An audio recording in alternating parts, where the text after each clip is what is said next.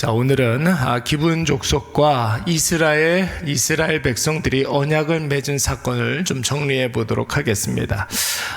이스라엘 백성들이 기브온 족속과 서로 화친의 조약을 맺었습니다. 여러분, 이 조약은 당시에 팔레스틴 지방의 고대 근동에서 굉장히 유행했던 형제의 동맹을 말하는 것입니다. 여러분, 이 형제의 동맹이 무엇입니까? 고대 사회의 각 부족들이 생존 전략이 여기에 함축되어 있는 굉장히 중요한 조약입니다. 여러분, 당시에는 추수의 때가 지나고 나면 각 부족들마다 전쟁 준비를 해야만 했습니다.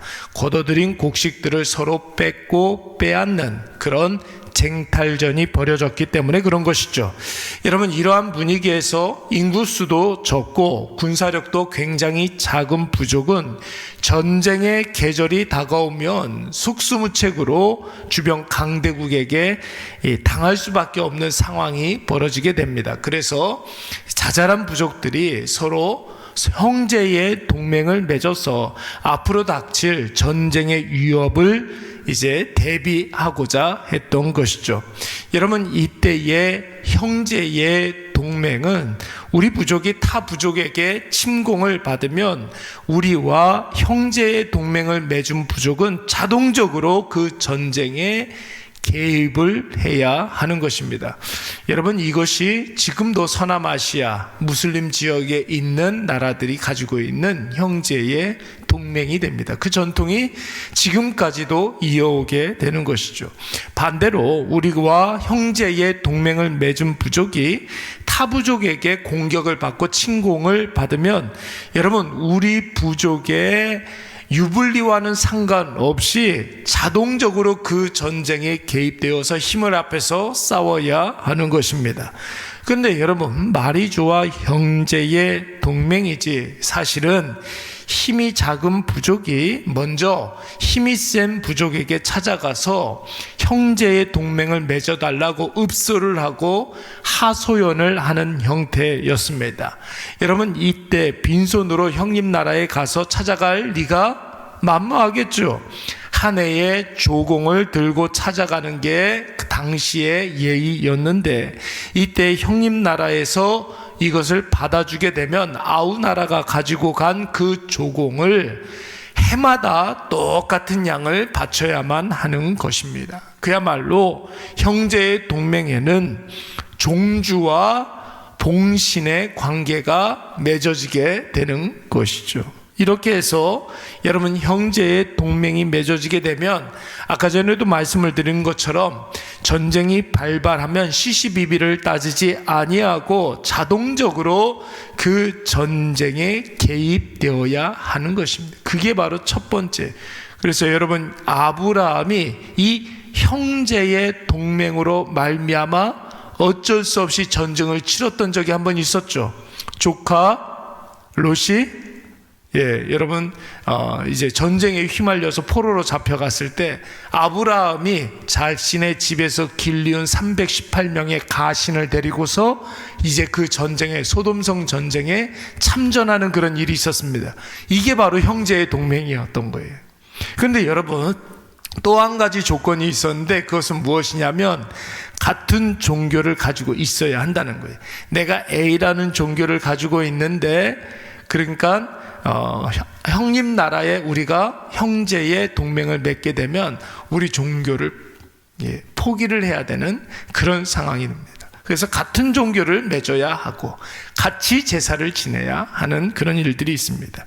그리고 추수한 것을 나눠야 합니다. 여러분, 종된 나라가 추수한 것을 일부 가지고 가면 주된 나라에서는, 형님 나라에서는 선물조로 자기 부족에서 나는 특산물을 그 아우 나라에게 주는 형식이 됩니다.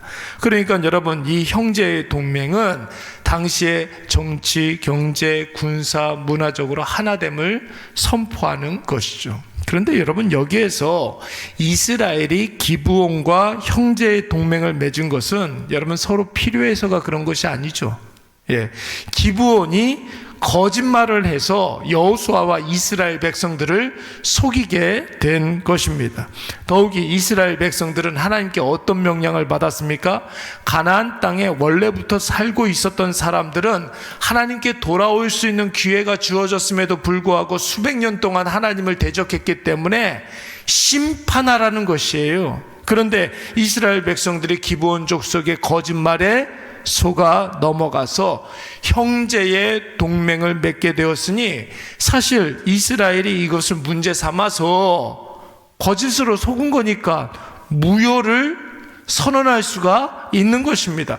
여러분, 우리가 일반적으로 누군가와 계약을 맺었다고 한번 생각을 해보세요. 계약의 당사자가 거짓과 기망으로 인하여서 계약을 맺게 되었다면 여러분, 그 계약은 원천적으로 뭐가 됩니까? 무효가 되는 거잖아요. 그냥 계약이 무효가 되는 정도가 아니라 이 일로 피해를 본 사람이 그 사람을 신고하고 고소를 하면은 그 사람 무슨 죄예요? 사기죄가 되는 것입니다. 그러니까 여러분, 오늘 여호수아와 이스라엘을 한번 보십시오. 기브온이 분명히 거짓과 기망으로 형제의 동맹을 맺었으나 이 일을 무효를 선언하고 여러분, 그 기브온을 처단할 수가 있습니다. 그런데 여호수아는 오늘 그렇게 하지 않았습니다. 왜 그렇습니까? 기브온 족속을 받아줬어요. 왜 그러냐면 여호수아는 그 기브온과 맺은 그 형제 동맹을 사람과 맺은 동맹이라고 여기지 아니하고 하나님 앞에 뭐 한 거예요? 맹세했기 때문에 그런 것이에요. 사람 앞에 약속하고 맹세한 것이 아니라 하나님 앞에 맹세했기 때문에 그런 것이에요. 만약에 이 맹세가 기브온과 이스라엘 사이에 있는 사람과 사람 사이의 계약이라고 한다면 무효를 선언할 수 있습니다. 그러나 여호수아는 이 맹세를 사람이 아니라 하나님 앞에서 한 것이라 생각을 한 거예요. 하나님 앞에서 한 약속이기 때문에 하나님의 이름을 망령되이 일컫지 않기 위하여 그 맹세를 지키려고, 아니 지켜야 한다고 확신했던 것입니다.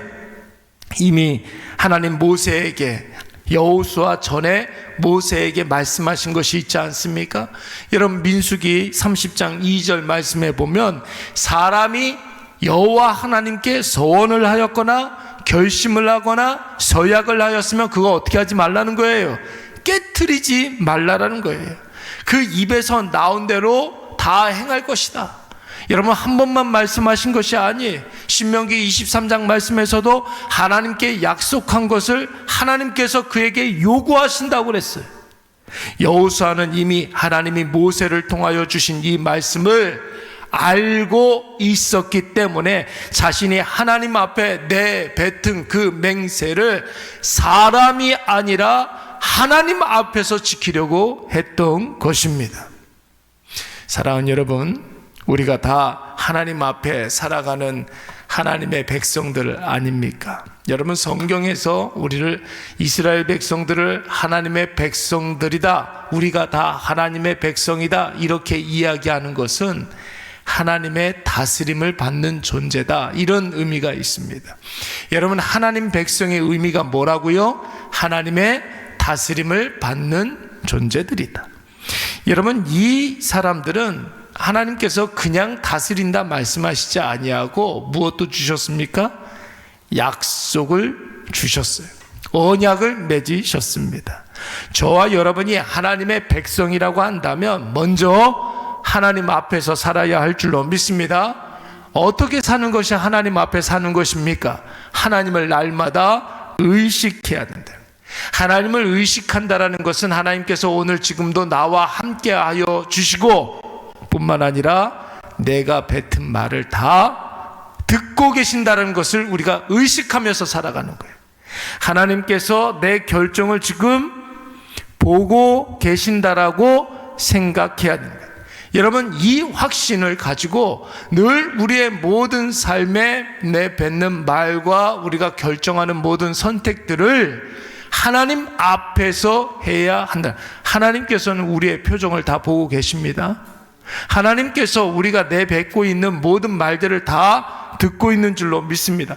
그러니까 여러분, 말 한마디를 하더라도 그 말을 사람에게 하는 것이 아니라 하나님 앞에 하는 것처럼, 여러분, 작은 선택과 결정을 하더라도 그것이 나 좋으라고 하는 것이 아니라 하나님이 원하시는 일, 하나님이 기뻐하시는 방향으로 결정할 수 있어야 한다는 거예요. 여러분, 우리가 자주 사용하는 말 가운데 어쩔 수가 없었어 라는 말이 있지 않습니까? 어쩔 수 없었어 라는 말은 언제 사용해야 되느냐면, 내가 하나님 앞에 맹세했기 때문에 어쩔 수가 없었어, 이럴 때 쓰는 말이에요. 어쩔 수가 없었어 라는 말을 내가 형편이 좀 그래서 어쩔 수가 없었어, 이럴 때 쓰는 말이 아니라고요. 우리가 하나님 앞에서 내가 형편이 좀 어쩔 수가 없어서, 내가 상황이 좀 어쩔 수가 없어서, 내가 정말로 상황과 형편과 내가 형편이 어쩔 수가 없어서, 그러면 여러분, 하나님도 그럼 나도 어쩔 수가 없다 그러시는 거예요. 근데 내가 하나님 앞에 내가 이렇게 약속했기 때문에, 내가 하나님 앞에 하나님의 존재, 하나님의 백성이기 때문에, 하나님의 언약을 받는 사람이기 때문에, 하나님의 다스림을 받는 그런 사람이기 때문에 나는 어쩔 수가 없습니다. 세상 사람들에게 그렇게 선포하면 여러분, 하나님께서 그 사람을 책임져 주시는 줄로 믿습니다. 아니, 괜찮아요. 하나님 앞에 내가 하나님의 백성이기 때문에 어쩔 수가 없다 그러면은 하나님 그 사람을 여러분 책임져 주시지 않겠습니까? 오늘 이것을 꼭 기억하셔서 내가 하나님의 백성, 하나님의 다스림을 받는 그런 존재임을 여러분 꼭 기억하시고, 말 한마디를 할 때, 우리의 표정 한마디 하나를 지을 때, 우리가 선택하고 결정하는 모든 것들 하나님 앞에서 여러분 행하시고 말하시는 저와 여러분이 되시기를 간절히 축원합니다. 잠깐 우리 기도.